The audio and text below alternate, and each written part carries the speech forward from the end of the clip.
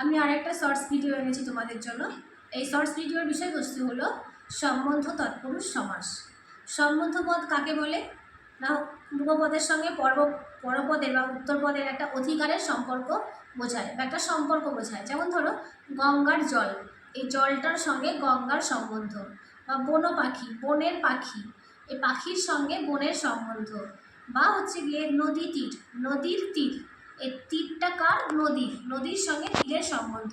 সম্বন্ধ পদের বিভক্তি চিহ্ন হচ্ছে র বা এর। তাহলে পূর্বপদের সম্বন্ধ পদের বিভক্তি চিহ্ন থাকবে, পরপদের অর্থ প্রাধান্য পাবে। যখন সমাসবদ্ধ পদ হবে তখন পূর্বপদের এই র বা এর বিভক্তি চিহ্ন লোপ পাবে যে তৎপুরুষ সমাসে, সেই তৎপুরুষ সমাসকে বলা হয় সম্বন্ধ তৎপুরুষ সমাস। যেমন ধরো দলপতি, দলপতি ব্যাসবাক্য কী হবে? দলের পতি, দলপতি। তো দলপতি হচ্ছে সম্বন্ধ তৎপুরুষ সমাস। বা হচ্ছে গিয়ে নদী তীর, নদীর তীর, নদী তীর, এটা হলো সম্বন্ধ তৎপুরুষ সমাস। বা বলা যেতে পারে জেলে নৌকা, জেলের নৌকা, জেলে নৌকা, এটা সম্বন্ধ তৎপুরুষ সমাস। আমরা দেখেছি সম্বন্ধ তৎপুরুষ সমাসের ক্ষেত্রে প্রথমে পূর্বপদ বসছে, এরপরে র বা এর বিভক্তি বসছে এবং তারপরে উত্তরপদ বসছে।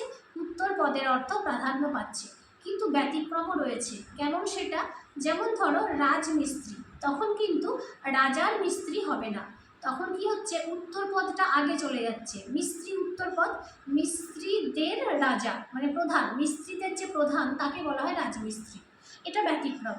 বা হচ্ছে কি রাজরোগ, রোগের রাজা, রোগেদের মধ্যে যে রোগ সব থেকে ভয়ঙ্কর তাকে বলা হচ্ছে রাজরোগ। বা রাজপথ, পথের রাজা, রাজপথ, এটা কি হচ্ছে? উত্তরপদ আগে যাচ্ছে, তারপরে র বা এর বিভক্তি বসছে এবং তারপরে পূর্বপদ বসছে, এটা কিন্তু ব্যতিক্রম। তাহলে এই ছিল আমাদের আজকের সম্বন্ধ তৎপুরুষ সমাস। এরপরে শর্টসে আমি তৎপুরুষ সমাসের আর বিভিন্ন ভাগগুলো নিয়ে আলোচনা করব।